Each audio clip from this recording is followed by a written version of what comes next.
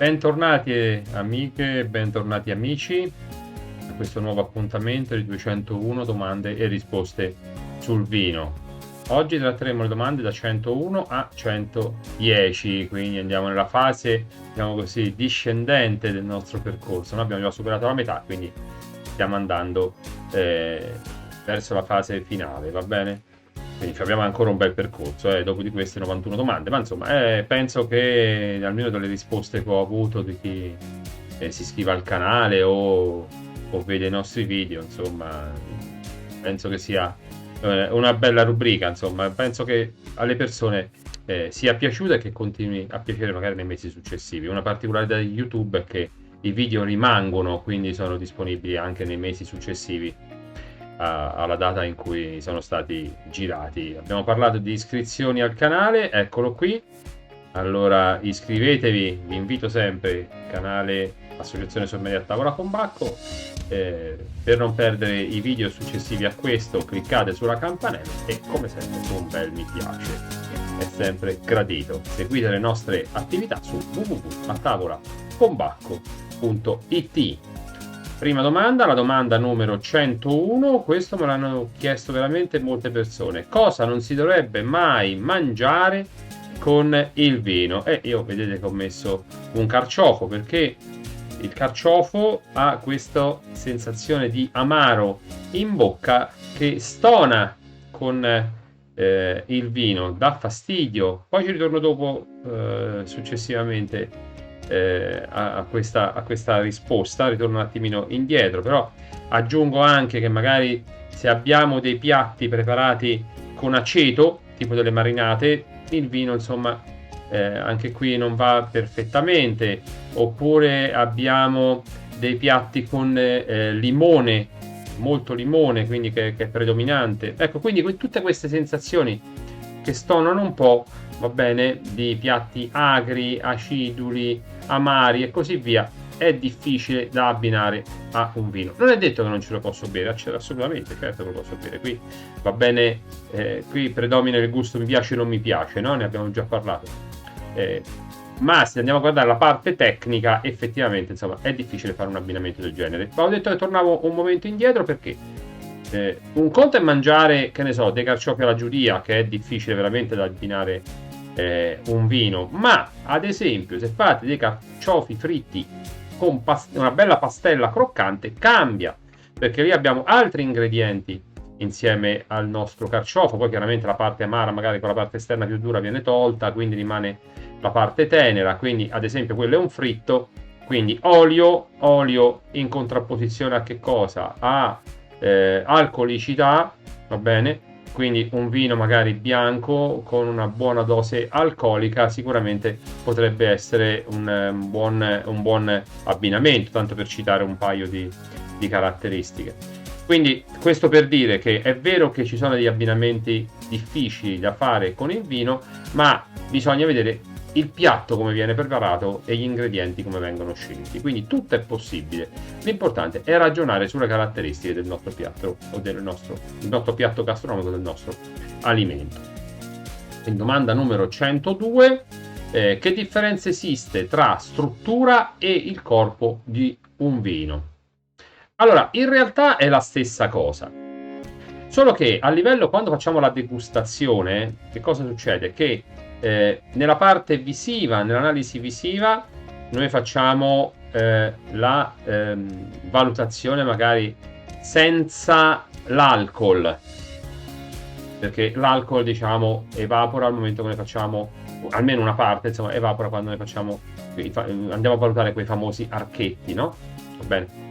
E invece quando lo assaggiamo abbiamo anche l'alcol, quindi sono la valutazione di struttura e corpo, che praticamente è la stessa cosa, anche se poi diamo un nome diverso durante la valutazione organolettica del vino, ma una viene fatta valutando praticamente tutto il vino, va bene, in bocca, e l'altro viene fatto solamente visivamente, e quindi è un'anticipazione di quella che sarà la valutazione praticamente della struttura vera e propria. Cos'è la struttura di un vino? È l'architettura del vino, è lo scheletro del vino, cioè è quello che rimane senza l'acqua e comunque le parti volatili, anche l'alcol. La differenza però è che noi quando assaggiamo l'alcol ce l'abbiamo.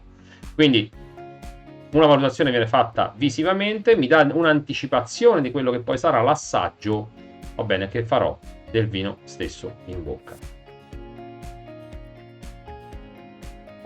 Ancora, terza domanda numero 103, meglio usare il tappo a sughero o il tappo Stelvin, che adesso sta andando veramente molto di moda. Allora, intanto, che cos'è un tappo Stelvin? È una chiusura, diciamo, la chiusura classica a vite, no? Costituita però da una specie di tubo in alluminio che stringe intorno al collo della bottiglia, va bene, che protegge totalmente il vino dagli agenti esterni, compreso l'ossigeno. Ha anche, se non sbaglio, nella parte superiore, quindi quando andiamo a chiusura va a contatto con il vino, una capsula che contiene azoto, quindi gas inerte.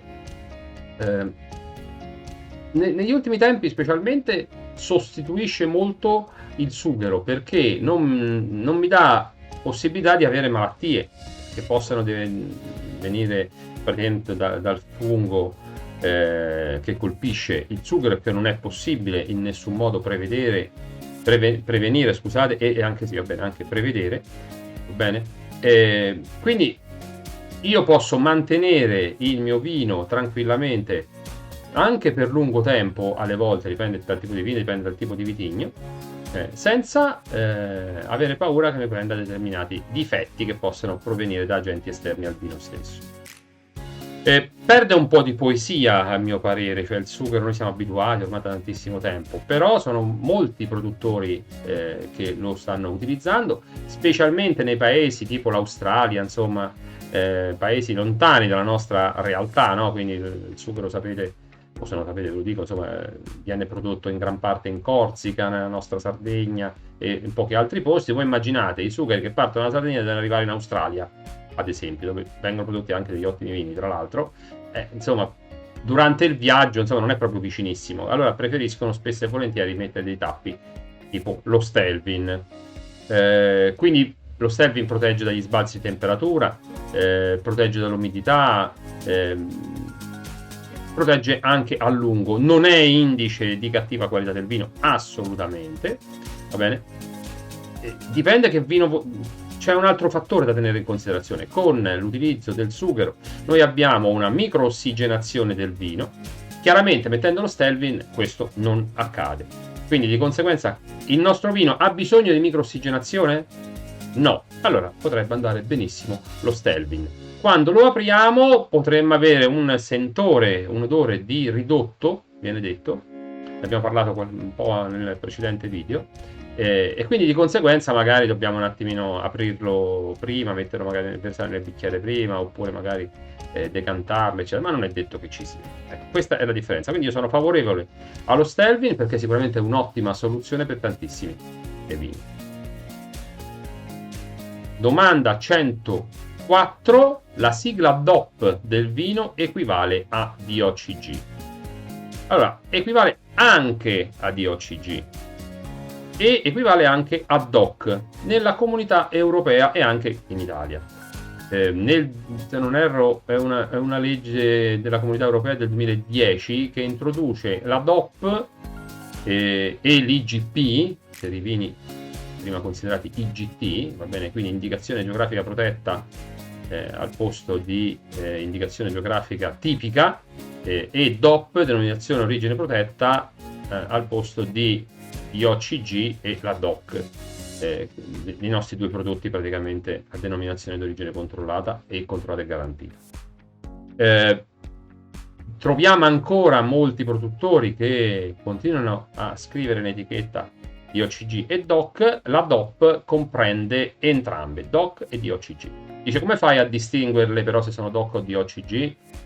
Se c'è scritto DOP non le distingui, a meno che conosci il tipo di vino, e quindi a quel punto fai chiaramente riferimento a se è DOC o DOCG. L'importante è che sia di qualità il vino, è fondamentale. Domanda numero 105: come è possibile riconoscere i profumi di un vino?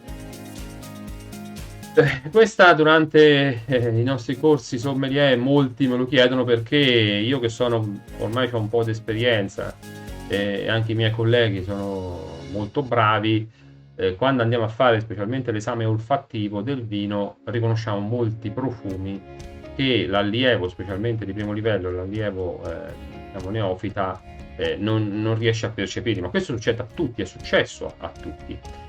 Vi posso dire come è possibile riconoscere i profumi del vino? Bisogna fare pratica. Io do anche dei consigli: preparatevi magari dei piccoli barattoletti, dei piccoli contenitori dove non scrivete che cosa c'è dentro, ma vi fate aiutare da qualcuno magari che li mischia, vi fa una lista a parte, dice cosa ci metto in questi contenitori, ma ci metto ci posso mettere rosmarino, ci posso mettere aromi di cucina, ci posso mettere vaniglia, tante cose, essenze non alcoliche, per esempio dei fiori e così via.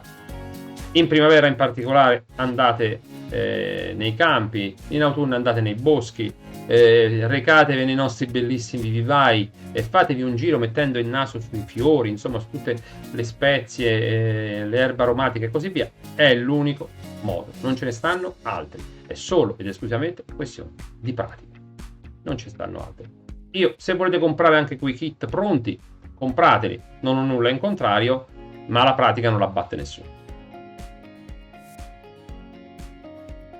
Allora, un altro ancora, un'altra bella domanda, la domanda numero, se non erro, è la 106. Meglio uno spumante con le bollicine grandi o piccole? Allora, grandi o piccole? Se è un metodo classico, mi aspetto, uno spumante metodo classico, mi aspetto le bollicine piccole. Si dice che più sono piccole e meglio è, e più di qualità. Questo non è proprio propriamente detto, però da uno spumante metodo classico mi aspetto le bollicine piccole. Se ce l'ho grandi, forse incomincio a sospettare che c'è qualche cosa che non va bene, ma questo poi me ne renderò conto durante l'assaggio, non è giusto. Le bollicine grandi, che poi grandi non sono sempre piccoline, ma sono più grandi delle piccolissime, quelle lì che assomigliano alla punta di uno spillo, che stanno nel metodo classico, è più facile che io le trovo nei spumanti rifermentati naturalmente in autoclave, quindi gli spumanti metodo Charmat. Qui però vengono utilizzati anche vengono creati anche degli spumanti metodo Charmat lungo, che hanno una maturazione di qualche mese in più rispetto a quelli Charmat tradizionali, e potremmo anche lì trovare delle bollicine piccole. Questo indica, oltre che la qualità del prodotto, indica una maturazione più lunga. Quindi non c'è un meglio o un peggio, l'importante è che le bollicine rispondano alla tipologia di spumante. Domanda numero 107, questa pure è interessante: perché bere vino alle volte fa girare la testa? Allora, a parte delle intolleranze che ognuno di noi potrebbe avere, tipo intolleranza ai solfiti, altre cose eccetera, qualche volta dipende dal fatto, per esempio, che io noi insomma assaggiamo del vino a stomaco vuoto. Quindi assaggiare del vino a stomaco vuoto significa che va immediatamente in circolo e ci arriva al cervello, e quindi l'alcol ci arriva al cervello, quindi potrebbe darci dei giramenti di testa o del mal di testa. Mangiando, insomma, chiaramente poi si ripristina tutto quanto. Dovremmo sentirci bene. Alcuni mi dicono: a me mi gira la testa o ho mal di testa se bevo i vini rossi, oppure se bevo solamente con i bianchi mi succede. Questa è un pochino soggettiva. Io dico che spesso dipende dalla quantità di anidride solforosa che abbiamo nel vino. Assaggiate, per esempio, i vini francesi hanno una anidride solforosa consentita più alta della nostra, quindi qualche volta è successo anche a me, ma questa è una questione abbastanza personale. Quando la mettete sotto il naso il vino, se percepite l'odore di pietra focaia, che è anche una caratteristica spesso, ma qualche volta invece potrebbe essere un sentore dovuto all'anidride solforosa, quindi insomma stateci attenti, perché se lo sentite troppo forte magari basta solamente ruotare nel bicchiere il vino, essendo volatile va via, e quindi di conseguenza non avete più problemi. Se percepite che ce ne sta tanta e non dipende dalle caratteristiche del vino, quindi dal terroir dove dove è stato allevata l'uva, insomma, dei vitigni, oppure dipende dalla posizione del vigneto, quindi deve essere proprio una cosa aggiunta. Quindi io parlo di anidride solforosa, che è utile per tantissime cose, ma se ce n'è troppa potrebbe darci fastidio. Va bene, a quel punto, insomma, o scaraffate il vino, o vi consiglio, se vi dà fastidio, di non berlo assolutamente, magari ve lo fate sostituire. Qualche volta io ho notato che mi è successo con il cosiddetto vino alla spina, e lì l'anidride solforosa ce n'è, quindi state un attimino attenti a questo. Però più che altro verificate quando vi gira la testa, così insomma l'errore non si dovrebbe più riproporre. Domanda numero 108. Allora, unendo vini bianchi e rossi ottengo vini rosati? No, non è consentito, tranne nella creazione di vini spumanti. Lì è consentito. Il rosato si utilizzano delle tecniche per creare dei vini rosati, utilizzano tecniche tipo quella della fermentazione breve con le bucce, con le vinacce praticamente. Che cosa significa? Che io ho dei vini, vediamo un vino nero classico, ok? Oppure un negramaro, ecco, meglio ancora, un negramaro del Salento, ad esempio, un negramaro nero, molto nero, un vino molto scuro, ma spesso lo troviamo rosato, degli ottimi rosati. Che cosa succede? Viene fatta una breve macerazione con le bucce del mosto, dopodiché quando diventa del colore che vogliamo noi, ma non solamente del colore, ovviamente le caratteristiche organolettiche sono tantissime, anche di conservazione e così via, che deve avere il vino, a quel punto noi le separiamo, la parte solida e colorata delle vinacce, dal mosto che mi è diventato rosato, e a quel punto continuiamo la nostra fermentazione e poi andiamo ad imbottigliare. Poi ce ne stanno altri, tipo il salasso, insomma, però comunque questo è, diciamo, che più o meno è il più usato. Allora, domanda numero 109. Oh, questa è interessante, perché quali vini abbinare a un piatto piccante?